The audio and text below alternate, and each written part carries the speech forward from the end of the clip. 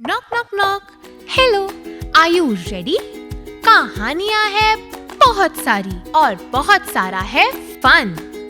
ये है टाइम मस्ती का, तो रन रन रन रन। आओ खेले गेम्स, जमकर होगी मस्ती और कोई नहीं रोकने वाला, क्योंकि ये है मस्ती की पाठशाला।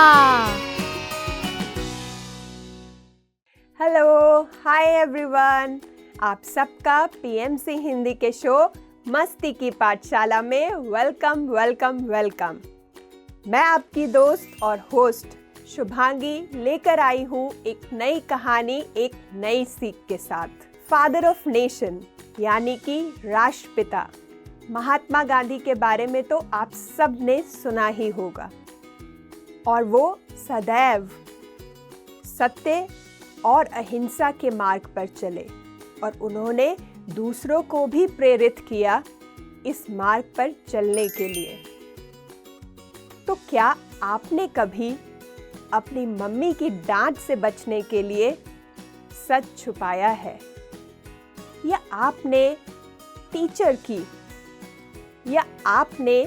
टीचर को पूरी सच बात नहीं बताई है? पर आपको पता है कि सच कभी भी छुपता नहीं है। उसे आप जितना भी छुपा लो, आप छुपा नहीं पाओगे। ऐसा ही कुछ कर दिखाया है बीरबल ने। तो चलते हैं और सुनते हैं उनकी कहानी टाइम में।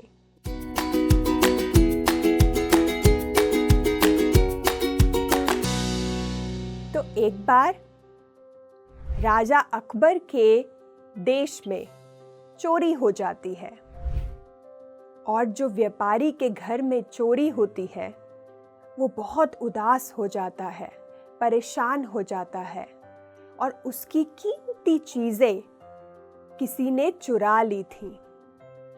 तो उसे ये तो यकीन होता है कि जो चोरी की है वो घर में जो उनके नौकर हैं, जो 10 नौकर हैं, उन्हीं में से किसी एक ने की है।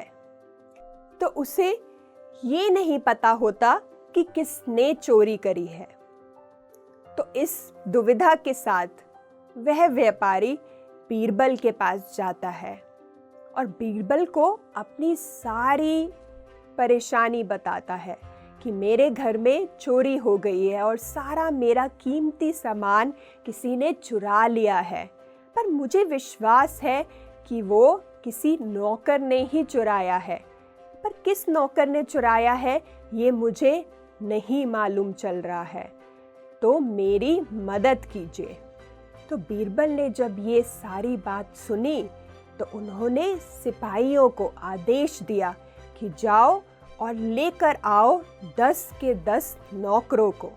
सारे सिपाही निकल पड़े और उन 10 नौकरों को राजसभा में ले आए। और जब वो सारे राजसभा में 10 के 10 नौकर आ गए तो बीरबल ने सब नौकरों को एक एक लकड़ी की छड़ी दी, जैसे कि ऐसे। उन्होंने सबको 10 लकड़ियां दी और सबको कहा कि देखना, जिसने भी चोरी की है क्या होगा, उसकी जो ये लकड़ है, ये लकड़ी है, ये 2 इंच बढ़ जाएगी, अपने आप बड़ी हो जाएगी। और ये कहकर बीरबल वहां से चले गए और सारे सिपाहियों ने उन नौकरों को जेल में बंद करके रखा ताकि वो भाग ना जाए। पर जो नौकर ने चोरी की थी उसको अब डर लगने लगा और वो सोचने लगा कि अब मैं क्या करूं, मैं तो पकड़ा जाऊंगा और ये लकड़ी तो अपने आप 2 इंच बढ़ जाएगी, तो अब मैं क्या करूं ताकि मुझे कोई पकड़ ना सके और मैं बच जाऊं और झूठ जो मैंने बोला है वो छुपा रहे। वो अपना सोचता है, कुछ दिमाग लगाता है कि पूरी रात सोचता है मैं क्या करूं, कैसे बचूं। तो उसको एक आइडिया आता है, और वो आइडिया आता है कि क्यों ना मैं अपनी लकड़ी को 2 इंच तोड़ देता हूँ। तोड़ के क्या होगा कि मेरी लकड़ी अगर बढ़ेगी तो वापस से वो उतनी ही हो जाएगी जितनी मैंने तोड़ा था। तो वो क्या करता है, अपनी लकड़ी को तोड़ देता है और बहुत शांति से सो जाता है कि अब तो मेरा काम हो गया है, अब तो मुझे कोई नहीं पकड़ने वाला। और वो सो जाता है।